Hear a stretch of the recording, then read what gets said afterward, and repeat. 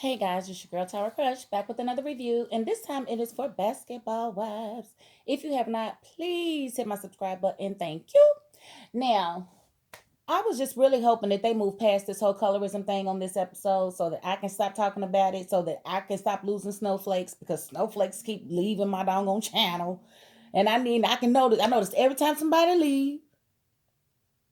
But honestly, I would rather you leave than to think that I'm going to conform my opinion for you because I'm not ever going to do that. So if you are one of those people that only like a person when they're singing your song, then you can go ahead and leave. And I'll just wait on the real people who like to hear a difference of opinion and not actually take it to heart.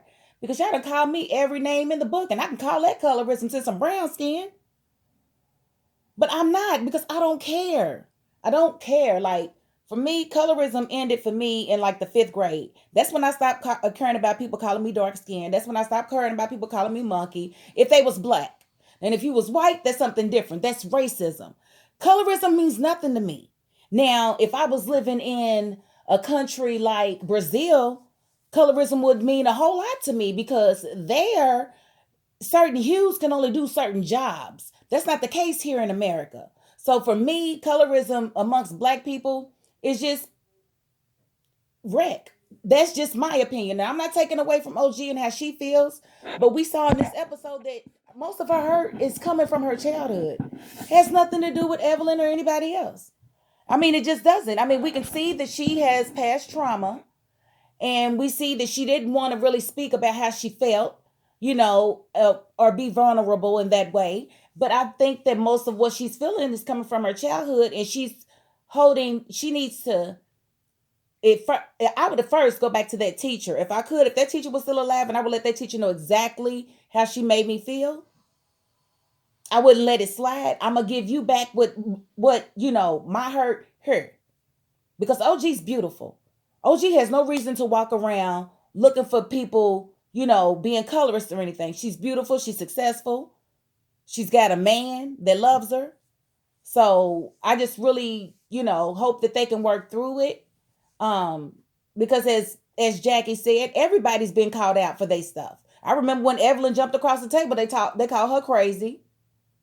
Said she was valiant. Go back and look at the first two seasons. You will see what I'm talking about. Everybody has been caught on their crap, not just OG. The difference between OG and everybody else is they had built a rapport or knew each other before the show started. So I guess nobody was really scared of Evelyn like that. Nobody's really scared of, anybody but OG because OG is really the only one that I wouldn't want to fight because I believe she can kick my ass. And that's just that on that. So I totally get it. And with OG not feeling anything wrong with her saying she's gonna break somebody's jaw, that's probably why she didn't want to be in the same room with you because you probably could. That's just my opinion. I don't think it's a colorism thing still. I'm sorry. I just don't. I feel like she got treated different because she treated people different. Like nobody's threatening and jumping in somebody's face, even if you don't hit that person, you violated her personal space in a very aggressive manner. So I'm not mad at her for not wanting you to be at the reunion. I mean, I don't know. I hope they can work through it because I really don't think it's that. And with there being many black girls on that show, dark skinned girls, and nobody else ever feeling like they've experienced colorism, I don't know. Maybe it's blown out of proportion just a little bit. But I really hope OG can work through whatever it is that she's feeling, whatever it is that she's holding on to, because it's not healthy.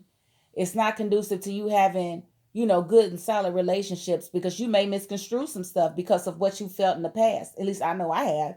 Like, I was molested as a child. So certain things that people do to me might take me back to that moment. And it might not be anything connected, but they tickled me. And I don't like to be tickled because of that.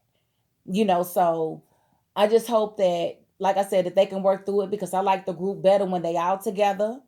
They can have little rec sessions, talk about each other, whatever. I think all of that is good entertainment, good TV. But if anything has happened behind the scenes that I haven't seen that really, really point to the colorism issue, then I'm definitely going to take everything that I've said back. I just, from what I've seen on the edited shows, I just don't see it. So I'm sorry. If you got to leave my channel, you just got to leave my channel. But I'm always going to say what Tyra Crush Cooley wants to say. And never will I sing your song if I don't believe in it. I'm not a conformist. I'm a leader, not a follower. So, might take me 10 years to get the subscribers that I want, but I don't care. It's going to be because they wanted to hear what I had to say, not because I'm always saying what they want me to say. Now, y'all cancel culture people, y'all need to really get a grip, because everything is not to be canceled. It's just not.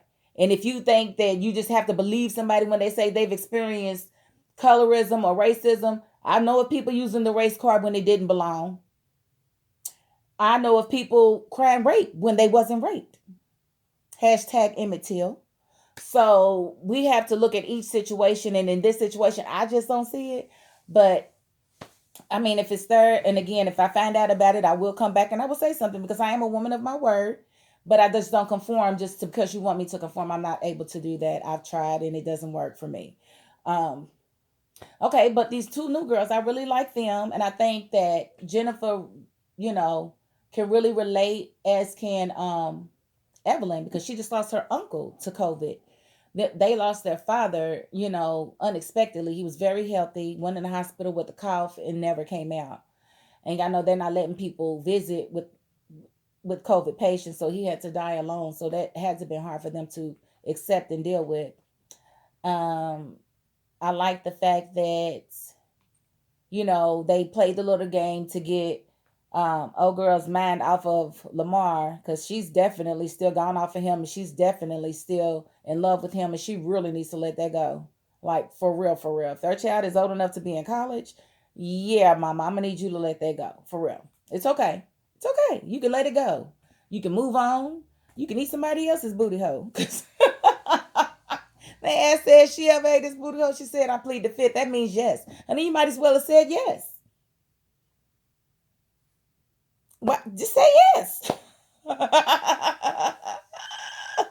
But it is what it is. To each their own. But I'm not ever doing that. That boy, you shit out of there. I'm not doing it ever. No, no, no, no, no, no, no. And I didn't have to do it to get a ring either. So that is my $5.02. If you stay with me, thank you. If you haven't already, hit my subscribe button if you like this video. If not, then hey, deuces, do what you do. Find you somebody that you love, because it ain't me. Ain't never gonna be me.